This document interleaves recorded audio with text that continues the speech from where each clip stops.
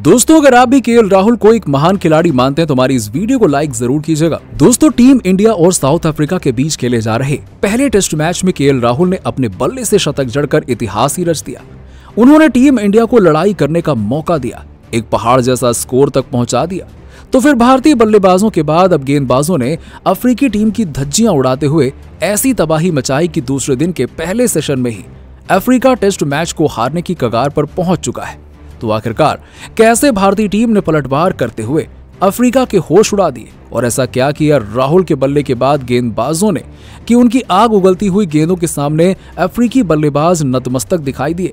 दूसरे दिन के पहले सेशन की पूरी हाईलाइट तो हम आपको जरूर दिखाएंगे, लेकिन उससे पहले आप सभी को क्या लगता है कि राहुल, रोहित और कोहली में कौन है सबसे महान बल्लेबाज? अपना कीमती जवाब नीचे हमें कमेंट सेक्शन में जरूर दीजिएगा। दोस्तों सेंचुरियन के सुपर स्पोर्ट पार्क स्टेडियम में पहला दिन तो पूरी तरीके से अफ्रीका के नाम हो सकता था, लेकिन केएल राहुल के इरादे तो कुछ और ही थे। अफ्रीकी गेंदबाजों ने भारतीय बल्लेबाजों को बुरी तरह से पीटा। केवल 105 रनों पर हमारे 5 बल्लेबाजों को ढेर कर दिया, लेकिन राहुल का तोड़ वो आखिरी दम तक नहीं निकाल पाए और टीम इंडिया को ऑल आउट करने का मौका भी केएल राहुल ने उन्हें नहीं दिया। अंत तक नाबाद रहते हुए राहुल ने 105 गेंदों पर 70 रन बना डाले। अपनी खूबसूरत पारी को उन्होंने 10 चौके तो वहीं 2 खौफनाक छक्कों से सजाया। उसके दम पर ही टीम इंडिया पहले दिन का खेल खत्म होने तक 59 ओवर खेल गई, जहां पर हमारे स्कोरबोर्ड में 8 विकेट के नुकसान पर 208 रन बने हुए थे। मोहम्मद सिराज 10 गेंद पर अपना खाता भी नहीं खोल पाए थे। इसके बाद अब दूसरे दिन इन दोनों खिलाड़ियों के कंधों पर भारतीय टीम को एक मजबूत और बड़े टोटल तक पहुंचाने की जिम्मेदारी थी। तो वहीं दूसरे दिन के खेल में केएल राहुल अपना शतक पूरा करने के इरादे से मैदान में उतरे। वहीं मोहम्मद सिराज भी आक्रामक अंदाज में नजर आ रहे थे, भारतीय टीम के स्कोर को तेजी से आगे बढ़ा रहे थे। राहुल का भी बल्ला रुकने का नाम नहीं ले रहा था। दूसरे दिन भी इनका बोलबाला नजर आ रहा था। मोहम्मद सिराज और राहुल ने मिलकर 26 रनों की पार्टनरशिप भी कर ली थी। दोनों बल्लेबाज अफ्रीकी गेंदबाजों का डट कर सामना कर रहे थे। वहीं दोनों बल्लेबाजों को जीवन दान भी मिल चुका था। अफ्रीकी गेंदबाज भारतीय बल्लेबाजों पर अटैक करने का कोई कसर नहीं छोड़ रहे थे। दूसरे दिन राहुल का बल्ला मैदान पर जमकर दहाड़ रहा था। वो धीरे धीरे अपने शतक की तरफ बढ़ रहे थे। अफ्रीकी गेंदबाजों की ताबड़तोड़ धुनाई कर रहे थे। अफ्रीकी गेंदबाज केएल राहुल का विकेट लेने के लिए जी जान लगा रहे थे। राहुल को उन्होंने पूरी तरीके से बांध रखा था, लेकिन केएल राहुल को ज्यादा देर तक रोक पाना अफ्रीकी गेंदबाजों के बस की बात नहीं थी। ये खिलाड़ी परिस्थितियां भांप चुका था और उन्होंने मैदान में उतरते ही आक्रामक रुख अपनाने का मन बनाया। अपने सामने आने वाले सभी गेंदबाजों को एक एक करके चौके जड़ते हुए केएल राहुल ने अपनी तेजी से भारतीय पारी को आगे बढ़ाना शुरू कर दिया। यहां तक कि 65वां ओवर लेकर आए अफ्रीका के सबसे खौफनाक गेंदबाज कगिसो रबाडा की धज्जियां उड़ाते हुए उन्होंने उनका स्वागत चौके से किया। तो जाते जाते ओवर की आखिरी गेंद पर तूफानी छक्का जड़कर उन्होंने रबाडा के भी पसीने छुड़ा दिए। भारतीय टीम बहुत जल्द 37 रन जोड़ चुकी थी, लेकिन फिर टीम इंडिया को आज का पहला झटका मोहम्मद सिराज के रूप में लगा, जिन्हें गोराल्ड कोएत्जी ने पवेलियन भेजा। मोहम्मद सिराज 22 गेंदों पर 5 रन बनाकर वापस लौटे। अब उनका साथ निभाने के लिए प्रसिद्ध कृष्णा आ चुके थे। अब राहुल के सामने कोई और विकल्प नहीं था। राहुल अपने शतक के बेहद करीब थे और उन्होंने भी किसी को निराश नहीं किया और इसी ओवर की आखिरी गेंद पर उन्होंने कोएत्जी की गेंद पर छक्का लगाकर टेस्ट करियर का 8वां शतक पूरा किया और सेंचुरियन में 2 शतक जड़ने वाले दुनिया के पहले विदेशी खिलाड़ी बन गए। हालांकि शतक पूरा करते ही ये बल्लेबाज भी अपने घुटने टेक बैठा।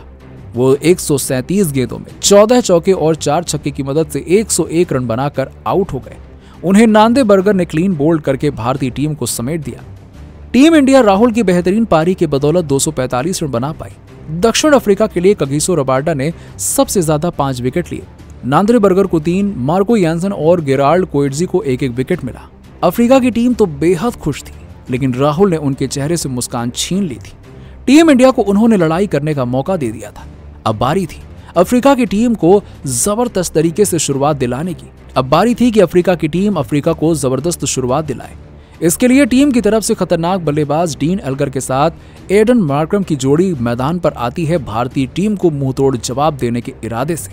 दूसरी तरफ बुमराह और सिराज की जोड़ी ने अपनी लाजवाब गेंदबाजी से अफ्रीकी बल्लेबाजों पर चढ़ाई करनी शुरू कर दी, लेकिन ये दोनों बल्लेबाज भी किसी से कम नहीं थे। मार्करम ने मोहम्मद सिराज के खिलाफ बेहतरीन चौका जड़कर अपने तेवर टीम इंडिया को दिखा दिए। वो रुकने का नाम नहीं ले रहे थे। उन्हें रंग बदलते देख एल्गर ने भी बुमराह को शानदार कवर ड्राइव से चौके के लिए मारकर बता दिया कि वो इस मुकाबले में हार नहीं मानेंगे। यहाँ तक कि दोनों गेंदबाजों ने एक के बाद एक नो बॉल भी कर दी। वो बिल्कुल भी रिदम में नजर नहीं आ रहे थे। ऐसा लग रहा था कि ये दोनों बल्लेबाज एक अच्छी ओपनिंग पार्टनरशिप बना डालेंगे, लेकिन ईंट का जवाब पत्थर से देते हुए मोहम्मद सिराज ने चौथे ओवर की 5वीं गेंद पर ईडन मार्करम को अपने जाल में फंसा लिया। सिराज की लहराती हुई गेंद का जवाब बल्लेबाज के पास नहीं था। इससे पहले कि मार्करम कुछ कर पाते, गेंद ने उनके बल्ले का बाहरी किनारा ले लिया और विकेट के पीछे राहुल ने कोई गलती नहीं की और उन्होंने मार्करम का आसान सा कैच लपक लिया। अफ्रीका को पहला झटका लगा और टीम इंडिया को सबसे बड़ी सफलता मिल गई। अब जहां मार्करम 17 गेंद पर एक चौके की बदौलत 5 रन बनाकर वापस लौटे, उनके आउट होने के बाद अब मोर्चा संभालने के लिए मैदान पर टोनी दे जॉर्जी कदम रख चुके थे। उन्होंने भी आते ही मोहम्मद सिराज को चौका जड़कर अपना खाता खोला। बावजूद इसके भारतीय गेंदबाज पूरी तरीके से अफ्रीका पर हावी थे। यहां तक कि गेंद और बल्ले का संपर्क करने में दोनों बल्लेबाज नाकाम नजर आ रहे थे। दिन के पहले 9 ओवर में तो मुश्किल से अफ्रीका केवल 29 रन जोड़ पाई थी। उनका एक बल्लेबाज पवेलियन में था और भारतीय टीम पूरी तरीके से मैच में शिकंजा कस चुकी थी और आगे भी भारतीय टीम ने अफ्रीका को हाथ खोलने का मौका नहीं दिया और दिन का पहला सेशन खत्म होने तक टीम इंडिया ने अफ्रीका को एक के बाद एक कई बड़े झटके देकर एक विशालकाय जीत हासिल करने की तरफ कदम बढ़ा दिया। लेकिन दोस्तों, अब आपको क्या लगता है कि टीम इंडिया ये टेस्ट मैच जीत पाएगी या फिर नहीं? Rahul man of the match बनेंगे या फिर नहीं? अपना कीमती जवाब नीचे कमेंट सेक्शन में जरूर दीजिएगा। उनकी अद्भुत बल्लेबाजी ने हर किसी का दिल जीत लिया। यहाँ तक कि गॉड ऑफ क्रिकेट यानी कि सचिन तेंदुलकर का कहना है कि बहुत अच्छे राहुल, आप तकनीक के मामले में सबसे बेस्ट खिलाड़ी हैं। रोहित और कोहली से भी बेहतरीन क्लासिकल अंदाज में राहुल बल्लेबाजी करते हैं। जब वो पूरी लय में होते हैं तो उन्हें देखना अपने आप में एक ट्रीट की तरह होता है। यदि राहुल नहीं होते तो भारतीय टीम हो सकता है कि 150 रन से पहले ऑल आउट हो जाती और उनकी ये पारी दिखाती है कि ये खिलाड़ी कितना काबिल और महत्वपूर्ण है। तो वहीं पे खुद अफ्रीकी दिग्गज AB डिविलियर्स भी उनकी काफी तारीफ करते हुए नजर आए। उन्होंने कहा कि राहुल की यही खूबी मुझे पसंद है, परिस्थितियों के हिसाब से अपने खेल में बदलाव करना। राहुल से बेहतर कोई नहीं जानता है, T20 में उनसे बेहतर कोई बल्लेबाज नहीं है, वनडे में उनका कोई सानी नहीं है और टेस्ट क्रिकेट में भी यदि आज राहुल नहीं होते तो टीम इंडिया को हम बहुत पहले ही ऑल आउट कर देते। हमारे और जीत के बीच में केवल राहुल आए हैं। मुझे उनकी बैटिंग देखने में काफी मजा आता है और मैं झूठ नहीं बोल सकता हूँ, वो कमाल के थे। उन्हें शतक के लिए बहुत बहुत बधाई। यहाँ तक कि ऑस्ट्रेलियाई दिग्गज रिकी पॉन्टिंग का कहना है कि KL राहुल केवल इंडियन टीम ही नहीं बल्कि दुनिया के one of the best cricketer हैं। उनके जैसा कोई दूसरा खिलाड़ी हो ही नहीं सकता है और उनका न केवल इंटेंट हमेशा पॉजिटिव रहता है बल्कि वो मुश्किल से मुश्किल परिस्थिति में भी भारतीय टीम के लिए हमेशा खड़े रहते हैं और मैच पलटने का दम रखते हैं। यही उन्हें सबसे खास बनाता है। यदि अभी टीम इंडिया मैच में जिंदा है तो वो केवल और केवल राहुल की वजह से। उन्होंने कमाल का शतक ठोका है, इसमें कोई शक नहीं है। तो वहीं पे पाकिस्तानी दिग्गज शोएब अख्तर का मानना है कि KL राहुल अपने आप में एक बेहद ही प्रतिभावान खिलाड़ी हैं। इस बात में कोई शक नहीं है। माशाअल्लाह, जब भी वो पूरी लय में होते हैं तो उन्हें देखने का मजा ही अलग होता है। अफ्रीकी गेंदबाज कितनी खतरनाक बॉलिंग कर रहे थे लेकिन वो टच से मस नहीं हुए और इतनी बार उनके शरीर पर गेंद लगी, लेकिन उन्होंने दिखाया कि टेस्ट मैच कैसे खेला जाता है। इसका एक बेहतरीन उदाहरण पेश किया है। उनकी ये पारी अन्य खिलाड़ियों के लिए किसी प्रेरणा से कम नहीं है। तो वहीं पे अंत में खुद महेंद्र सिंह धोनी ने कहा है कि मेरे पास राहुल की तारीफ करने के लिए शब्द नहीं। राहुल की बराबरी कोई नहीं कर सकता। उसे जो भी रोल दिया जाता है वो हमेशा उसे निभाते हैं, चाहे उनसे ओपन करवा लो या फिर फिनिश, हर मामले में राहुल अव्वल है। उनकी यही खूबी उन्हें सबसे स्पेशल बनाती है। उन्होंने ही टीम इंडिया को ऑल आउट होने से बचाया है और उन्हीं की वजह से हम अब भी मैच जीत सकते हैं। बहुत अच्छे राहुल, हम सभी को आप पर गर्व है। तो दोस्तों, सच में KL राहुल ने अपनी तूफानी शतकीय पारी से तो पूरे मैच का ही पासा पलट कर रख दिया। लेकिन अब आपको क्या लगता है कि टीम इंडिया क्या ये टेस्ट मैच जीत पाएगी? क्या Rahul man of the match का खिताब जीत पाएंगे? अपनी राय नीचे में कमेंट बॉक्स में जरूर दीजिएगा।